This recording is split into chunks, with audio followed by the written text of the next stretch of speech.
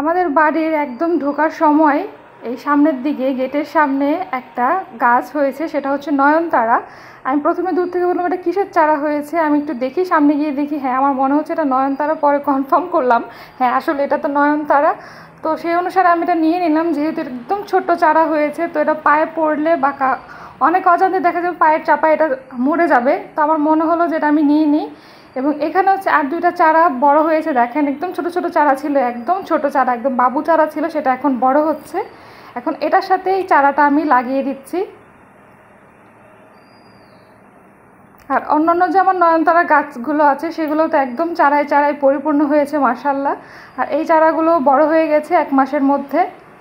এটা একটা বড় পাত্রে লাগাতে হবে, ছোটোর মধ্যে বড় হচ্ছে। আপাতত বড় পাত্রটা আমার কাছে খালি নেই কোনোটা, সেই জন্য হচ্ছে এটাতেই রেখে দিয়েছি। আর যে বারান্দায় রেখেছি এখানে হচ্ছে সারাদিনের সকাল থেকে একদম বিকেল 5টা পর্যন্ত রোদ থাকে, সেজন্য এটা যখন বড় হয়ে গেছে তখন থেকে এটা এই বারান্দায় রাখা আছে।